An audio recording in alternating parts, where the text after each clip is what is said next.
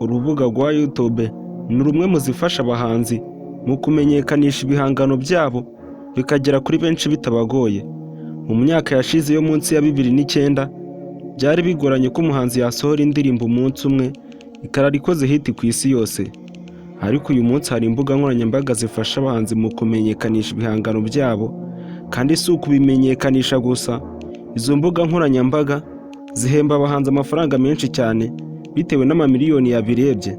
Spotify, Apple Music, Boomplay, Audiomack, YouTube zihemba abahanzi akayabo bitewe n'uko barebye ibihangano.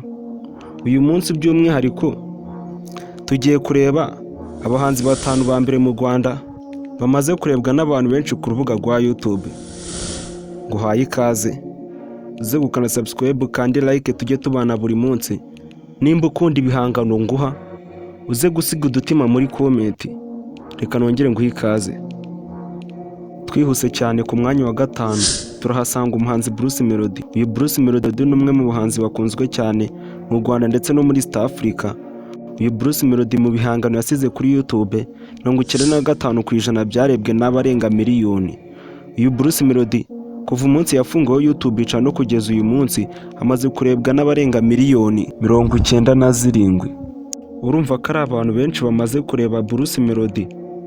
Ku mwanya wa 4 turahasanga itsinda ry'abaramyi aribo Papi Clever na Dorcas.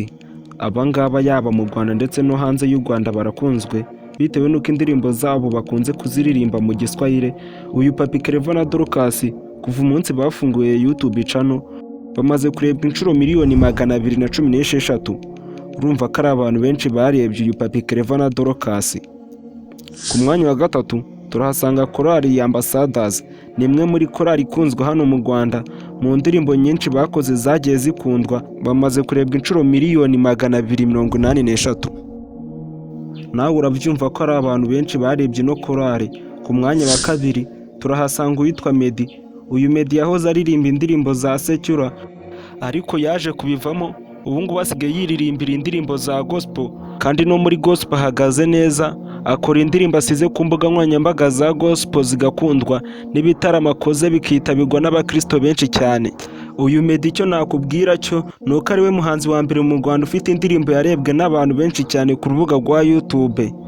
Uyu Meddy mu ndirimbo nyinshi zagiye zirebwa cyane amaze kurebwa n'abarenga miliyoni 296. Urumva ko ari abantu benshi barebye uyu Meddy mu ndirimbo nyinshi yagiye akora zigakundwa cyane. Nimba wakanze subscribe, nimba wakanze like, reka nze tujye ku mwanya wa mbere. Ku mwanya wa mbere turahasanga uwitwa Israel Mbonyi. Uyu nguyu yaririmba indirimbo za gospel ariko afite ubuhigo bwinshi yagiye akora buruta bw'abandi mu bahanzi bo mu Rwanda. Uyu nguyu Israel Mbonyi niwe muhanzi wa mbere mu Rwanda ukurikirwa n'abantu benshi ku rubuga rwa YouTube. Uyu Israel Mbonyi niwe muhanzi wa mbere mu Rwanda wabikoze wenyine. Niwe muhanzi wa mbere mu Rwanda wakoze igitaramo akuzuza inyubako ya BK Arena. Uyu nguyu Israel Mbonyi niwe muhanzi wa mbere mu Rwanda umaze gukura amafaranga menshi ku rubuga rwa YouTube. Nimba ukurikira ibihangano binyura kuri uyu muyoboro nakoze ku mafaranga Israel Mbonyi ahembwa na YouTube, twasanze yarahembwa arenga miliyari 2 z'amafaranga y'u Rwanda mu gihe cyose yafunguye YouTube channel kugeza uyu munsi.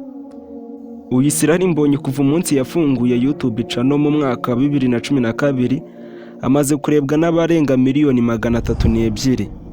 Uyu Israel Mbonyi niwe muhanzi wa mbere mu Rwanda umaze kurebwa n'abantu benshi ku rubuga rwa YouTube.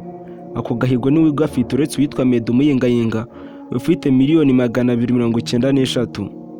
Abo ngabo akaba aribo bahanzi 5 ba mbere mu Rwanda bamaze kurebwa n'abantu benshi ku rubuga rwa YouTube.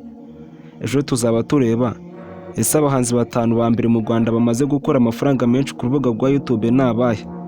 Iyo video kugira ngo uzayibone mu ba mbere icyo bigusaba no gukanda subscribe ukakanda like.